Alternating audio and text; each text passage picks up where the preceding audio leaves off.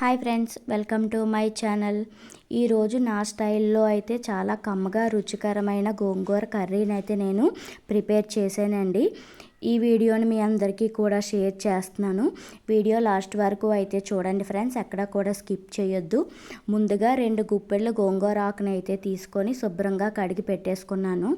ఆ తర్వాత stove on చేసి కళాయి పెట్టుకొని ఆకుని వేసిన తర్వాత 1 గ్లాసు నీళ్లు పోసుకొని 5 పచ్చిమిరపకాయలు, 2 పెద్ద టమోటాలు ముక్కల కింద కట్ చేసుకొని వేసి మూత పెట్టుకొని ఆకు అనేది దగ్గరికి ఉడికే వరకు ఈ వాటర్లో అయితే మగ్గించేసుకోవాలి.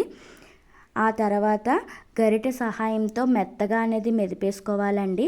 లేదనుకుంటే చల్లారిన తర్వాత మిక్సీ అయినా చేసేసుకోవచ్చు. కానీ గరిటెతో ఈ విధంగా మెత్తగా మెదుపుకుంటే కర్రీ టేస్ట్ అనేది చాలా బాగుంటుంది. తర్వాత రుచికి సరిపడగా చెంచానర సాల్ట్ని అయితే వేసుకుంటున్నాను. వాటర్ అనేది ఎక్కడా లేకుండా దగ్గరికి ఇంక పెట్టేసుకోవాలి. ఇలా చేయడం వల్ల ఏంటంటే కర్రీ 4 రోజుల పాటు నిల్వ ఉన్నా కూడా ఎక్కడా పాడవదు. నెక్స్ట్ వేరే కళాయి పెట్టేసుకొని పోపు కోసం అయితే 2 గరిటెల నూనె అనేది వేసుకుంటున్నాను. నూనె ఎక్కువ ఉండేలా చూసుకోండి, కర్రీ అనేది పాడవకుండా ఉంటుంది. నెక్స్ట్ కర్రీ టేస్ట్ కూడా చాలా బాగుంటుంది. నూనె మరగగానే గుప్పుడు వెల్లుల్లి రెమ్మలను అయితే చిన్న ముక్కల కింద కట్ చేసి వేసుకుంటున్నాను.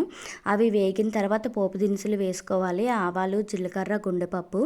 జీలకర్ర ఎక్కువ ఉండేలా అయితే చూసుకోండి. తర్వాత మీడియం సైజ్ 2 ఉల్లిపాయలు కూడా కట్ చేసి వేసుకుంటున్నాను. ఆ తర్వాత 2 చెంచాల కారం కూడా వేసుకుంటున్నాను.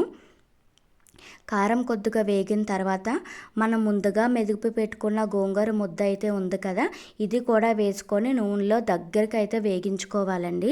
ఫస్ట్ టైం చేసిన వాళ్ళు కూడా చాలా ఈజీగా అయితే ఇంట్లోనే ఈ గోంగూర కర్రీ అనేది తయారు చేసేసుకోవచ్చు. కర్రీ నుంచి ఆయిల్ సపరేట్గా పైకి తేలుతున్నట్లయితే ఈ గోంగూర కర్రీ రెడీ అయిపోయినట్లు అర్థం. ఇంకా స్టవ్ ఆన్ చేసి వేరే బౌల్లోకి అయితే తీసేసుకోవచ్చు. ఇంతేనండి, చాలా రుచికరమైన గోంగూర కర్రీ అయితే రెడీ అయిపోయింది. ఈ వీడియో నచ్చితే లైక్ చేయండి, షేర్ చేయండి. నా ఛానల్ని అయితే సబ్స్క్రైబ్ చేసుకోవడం మర్చిపోకండి friends. Thanks for watching friends.